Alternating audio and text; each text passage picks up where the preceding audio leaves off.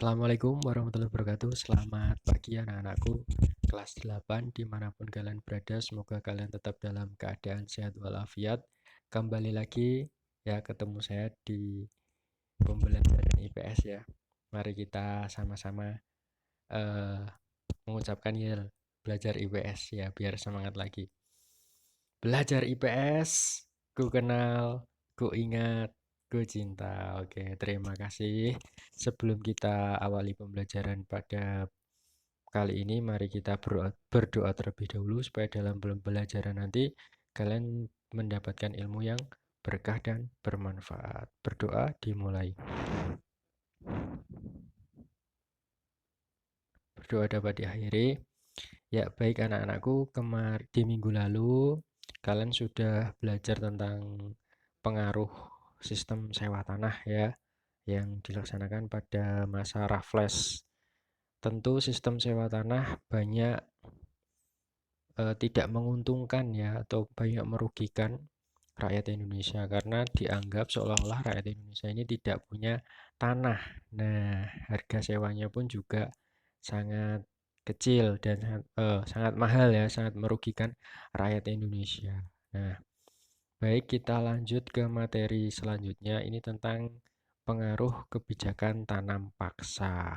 Oke, sudah siap ya? Kita mulai. Oke, ini kompetensi dasarnya yang harus kalian capai ya. Oke, sekarang kita tebak nama buah. Baik, ini kamera Pak Udin akan saya nonaktifkan dulu ya supaya layarnya lebih jelas. Jadi saya pandu via suara saja. Oke, tebak nama buah. Oke, kita tebak-tebak dulu biar semangat ya, supaya tidak tegang. Tebaklah nama buah dengan mengetahui 3 clue atau ciri-cirinya. Jadi nanti kalian bisa eh, mempause atau memang video ini saya buat pelan ya supaya kalian juga bisa berpikir mungkin 5 detik atau 10 detik untuk menebak buah apa. Ya, oke. Clue yang pertama bentuknya bulat. Warna daging buahku umumnya kuning. Ya, ini gambaran umumnya. Kira-kira ada yang sudah bisa menebak dari clue yang pertama, kayak buah yang bentuknya bulat, daging buahnya warnanya kuning. Masih umum ya. Nah, kita lihat clue yang kedua. Kulit buahku berduri dan bauku sangat khas. Oke, kira-kira sudah terbayangkan buah apa? Ya mungkin kalau kalian sudah bisa, berarti kalian pinter. Nah, clue yang selanjutnya, aku dijuluki sebagai raja buah. Oke, sudah ketahuan buah apa? Iya, tepat sekali. Buah durian. Oke, tentu di antara kalian ada yang suka buah durian. Tapi mungkin juga banyak yang nggak suka durian ya. Nah, ya memang durian ini sangat khas. Kalau suka pasti suka banget. Kalau nggak suka ya nggak suka banget. Oke. Selanjutnya, nah ini bentukku lonjong, mirip jari tangan. Sudah bisa mengira-ngira kira-kira buah yang mirip dengan jari tangan apa ya? Kita lihat selanjutnya. Warna buahku kuning. Oke, sudah ada bayangan buah apa? Oke, next clue terakhir. Pada umumnya aku tidak memiliki biji. Apa ya kira-kira ya? Buah apa ya? Ayo, bisa menebak? Oke, tepat sekali. Jawabannya buah pisang. Ya, memang ada yang memiliki biji, tapi pada umumnya tidak punya biji. Selanjutnya, nah ini kita masuk ke pembelajarannya. Nah, akan saya arahkan kalian tebak-tebakan, tapi ini sudah berkaitan dengan pembelajaran. Nah, ini tentang nama tanaman yang diwajibkan dalam tanam paksa. Oke, siap ya? Masih sama caranya, ada 3 clue ya. Yang pertama, oke ini. Biasanya aku tumbuh di wilayah pegunungan. Wilayah pegunungan. Oke, sudah ada bayangan. Oke, masih umum ya. Bentuk buahku bulat kecil seperti kelereng. Apa ya kira-kira ya? Penasaran? Mungkin kalau kalian sudah membaca materi, mungkin sudah ada yang bisa menebak. Ini, aku sangat terkenal karena biji buahku merupakan bahan minuman. Oke, sudah ada bayangan? Iya, betul sekali. Jawabannya adalah kopi. Nah, kalau kalian yang belum tahu kopi, kopi itu buahnya kecil ya, kayak kelereng ya. Nah, yang kalian minum itu bukan buah, tapi bijinya, biji kopi. Nah, ada yang suka kopi, suka ngopi. Biasanya kalau anak muda sekarang suka minum kopi ya. Nah, ada banyak sekarang kalau di Malang eh, kafe-kafe ya. Tapi karena sekarang pandemi mungkin juga agak sepi ya kafe-kafenya ya. Yang biasanya buat nongkrong untuk ngopi. Nah, ini. Selanjutnya, aku tumbuh di dataran rendah. Nah, tanaman apa ya? Banyak ya, masih umum ya clue-nya ya. Oke, lanjut. Batangku berair dan rasanya manis. Oke, batangnya berair, rasanya manis. Sudah bisa menebak? Iya, mungkin kalau imajinasinya bagus atau mungkin sudah pernah membaca pasti tahu. Ya, lanjutnya ini yang ketiga, hampir setiap hari kalian mengonsumsi olahan dari batangku. Hampir setiap hari. Nah, apa? Iya, betul, tebu. Nah, tebu ini kalau diolah menjadi gula, gula pasir. Tentu Bapak yakin kalau gula pasir pasti kalian gunakan hampir setiap hari, entah itu di makanan ataupun di minuman. Oke, selanjut. Masih tebak-tebak nama tanaman yang diwajibkan dalam tanam paksa. Oke, masih semangat ya? Ya, kita sambil mengasah pengetahuan aja supaya kalian nggak jenuh. Oke, clue yang pertama ini, aku hanya bisa hidup di dataran tinggi pegunungan, hanya bisa hidup. Nah, berarti pasti tumbuhnya di pegunungan, nggak mungkin di tempat yang rendah. Aku tidak memiliki buah. Tidak memiliki buah berarti ya yang tidak berbuah. Lanjutnya, orang lebih suka dengan pucuk dari daunku. Ayo, sudah tahu? Kalau kalian lihat iklan di TV pasti tahu pucuk-pucuk ya apa? Iya, betul. Teh. Nah, ini teh. Teh itu yang diambil hanya pucuknya yang paling bagus loh. Yang paling bagus itu hanya pucuknya. Biasanya dipetik di pagi hari.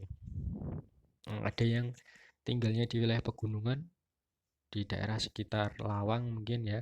Kalau kalian tinggal di daerah Lawang, pernah ke kebun teh pasti. Nah, itu. Selanjutnya ini, buahku berbentuk lonjong dengan ujung lancip. Buahnya lonjong, ujungnya lancip. Masih umum. Oke, kalau yang kedua, bijiku bisa diolah menjadi bahan makanan dan kue. Oke, apa ya kira-kira ya? Oke, sudah bisa menebak. Kalau kalian sudah bisa menebak, pasti pinter. Nah, aku hampir selalu ada di acara ulang tahun. Ya, hampir bisa dipastikan pasti ada lah. Iya, apa namanya? Coklat, betul sekali. Nah, dari tebak-tebakan tadi, Bapak menggiring kalian supaya kalian mengenal tanaman yang diwajibkan dalam tanam paksa. Nah, oke, ada berapa tadi? 4 ya, betul. Yang pertama ada, ya betul, kopi. Nah, ini adalah jenis-jenis tanaman yang diwajibkan. Berarti tanaman yang memang harus ditanam pada saat pelaksanaan tanam paksa. Mereka harus dipaksa untuk menanam kopi. Nah, salah satunya kopi. Yang kedua ada teh. Nah, selanjutnya ada tebu. Nah, selanjutnya ada coklat. Nah, ada yang mau ditanyakan sampai sini? Oh, enggak ya, karena ini medianya YouTube ya, jadi enggak bisa tanya jawab.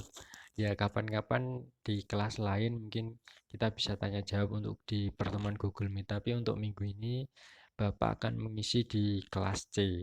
Nah, oke, ini ada 4. Nah, sebenarnya tidak hanya 4, tetapi yang umum 4 ini. Yang selain ini mungkin ada yang tembakau itu juga salah satu tanaman yang diwajibkan dalam tanam paksa, dan juga nila. Nah, baru tahu nila. Nila itu untuk zat warna. Kalau tembakau mungkin sudah tahu ya, ada digunakan untuk industri rokok dan kosmetik atau obat-obatan sebenarnya tembakau itu. Oke, lanjutnya. Nah, tujuan pembelajaran. Nah, ini yang perlu kalian pahami. Tujuan pembelajarannya yang pertama memahami kondisi masyarakat Indonesia karena pengaruh sistem tanam paksa, menganalisis kebijakan sistem tanam paksa, dan yang terakhir menyimpulkan kebijakan sistem tanam paksa terhadap kondisi masyarakat Indonesia.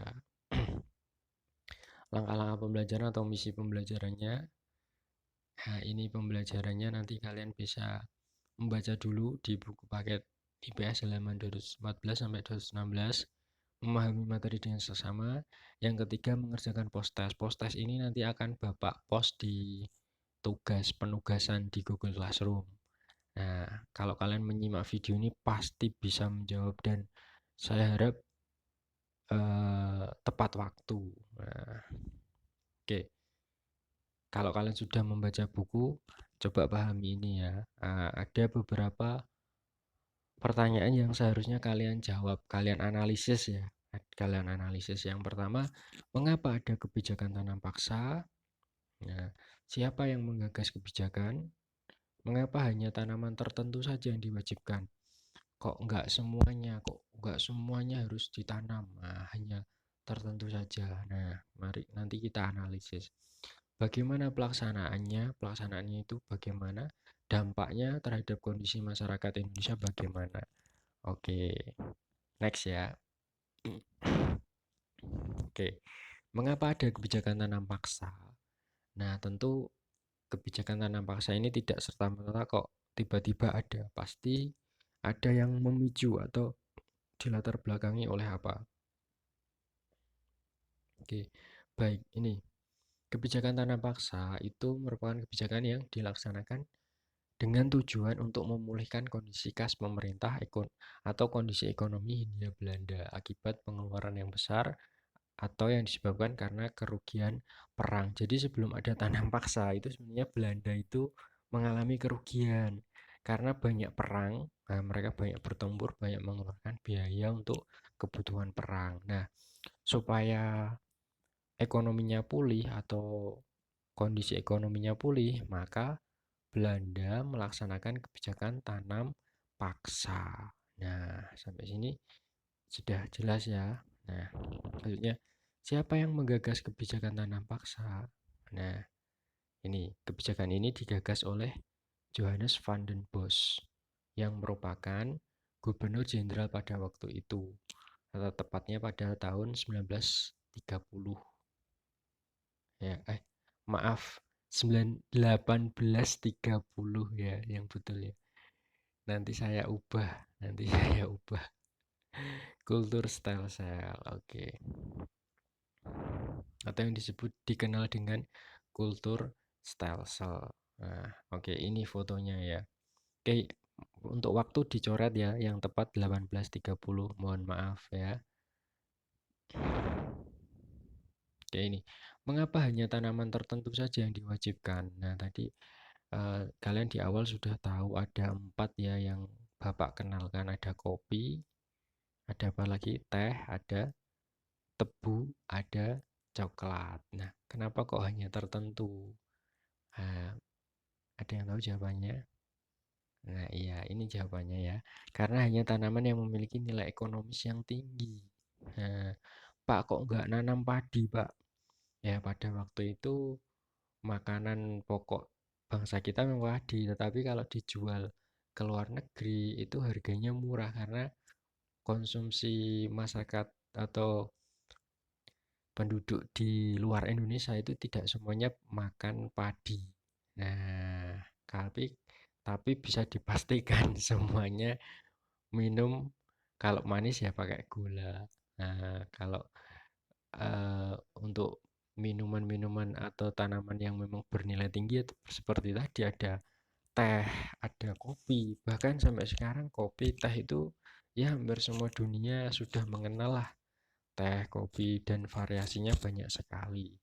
Nah, Oke, paham ya, coklat apalagi. Oke, lanjut. Bagaimana pelaksanaan tanam paksa? Nah, sebenarnya pelaksanaannya ada aturan-aturan ya. Kalau di buku kalian sudah jelas itu, kalau nggak salah ada 7 atau 8 aturan. Nanti dibaca lagi ya. Nah, tapi, oke maaf. Tapi eh, tanam paksa ini memiliki kekurangan ya. Nah, ini maksudnya pelaksanaannya tidak sesuai dengan aturan. Nah, ini. Misalkan tentang ketentuan luas tanah yang seharusnya seperlima, tapi kenyataannya setengah rakyat, ya hampir separuhnya itu digunakan tanam paksa. Bahkan di beberapa wilayah ya hampir semuanya disuruh untuk tanam paksa.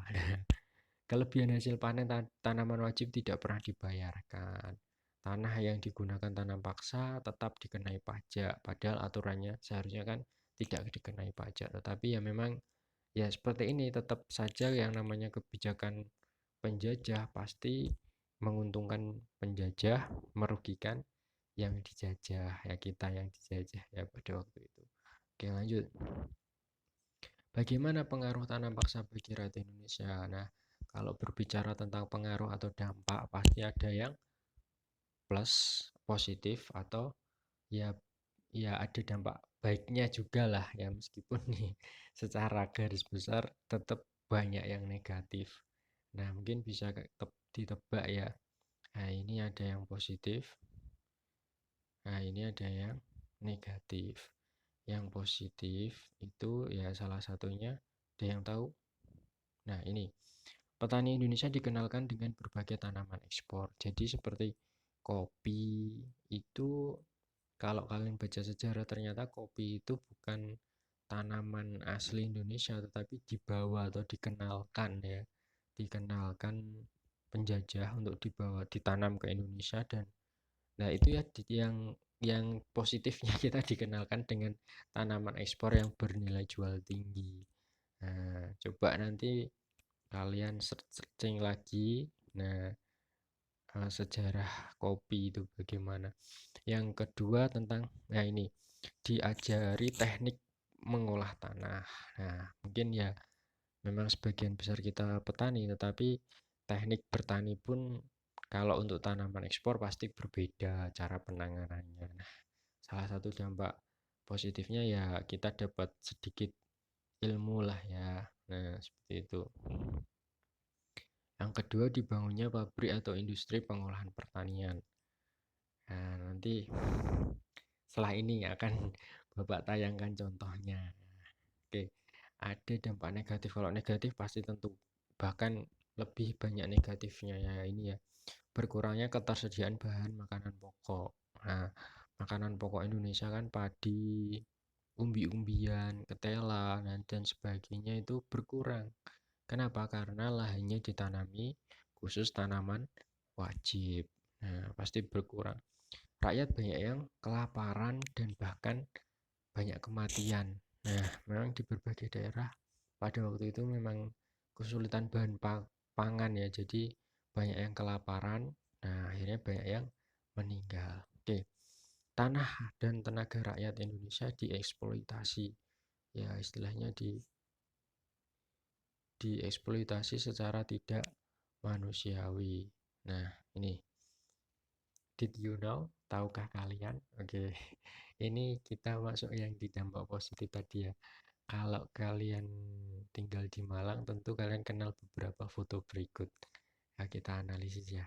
Nah, ada yang pernah melihat ini atau lewat di depannya? Iya, betul. Ini PG Kebon Agung, pabrik gula Kebon Agung. Tepatnya di daerah Wagir ya kalau tidak salah ya.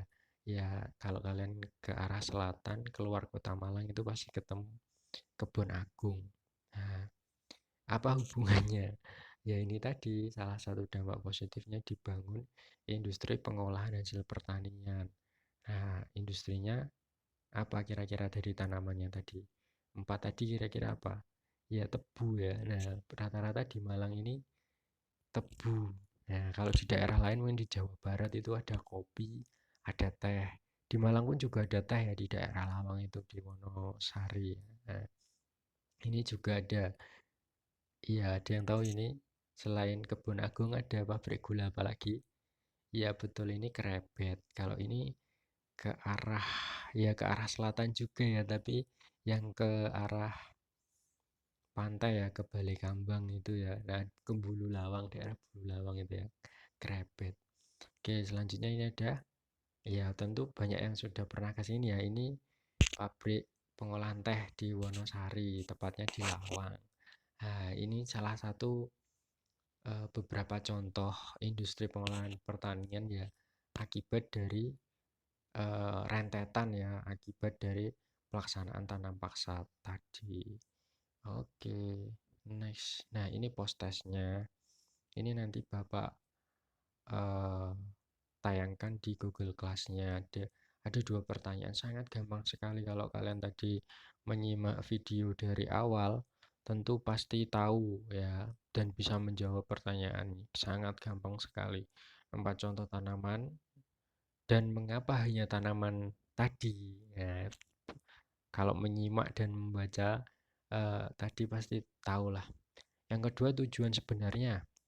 Mengapa Belanda melakukan kebijakan tanam paksa? Nah, ini yang di awal tadi ya. Kenapa kok ada kebijakan tanam paksa tadi? Coba dilihat lagi.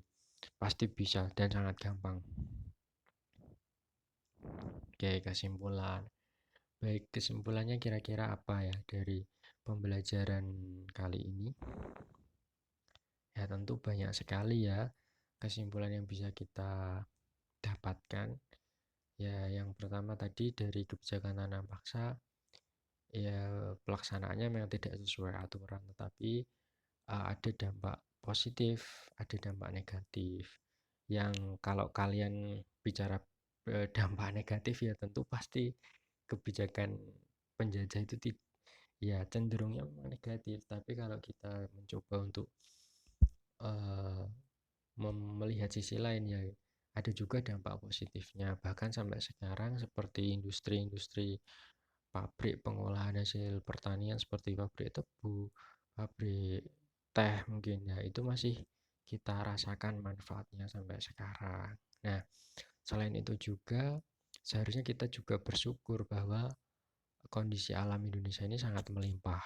Nah, kalian sebagai generasi penerus harusnya bisa membuat teknologi atau menciptakan inovasi dari pengolahan-pengolahan industri pertanian. Ya, mungkin kalian bisa berinovasi apa, membuat kreasi dari hasil pertanian mungkin ya. Nah, kalau kalian tadi bisa memahami materi tadi kan ada teh, ada kopi, kira-kira ada apalagi yang bisa dikembangkan dari pertanian selain tanaman tadi tapi nilai jualnya juga tinggi. Nah, nanti kalian itu PR masa depan kalian ya nanti ya.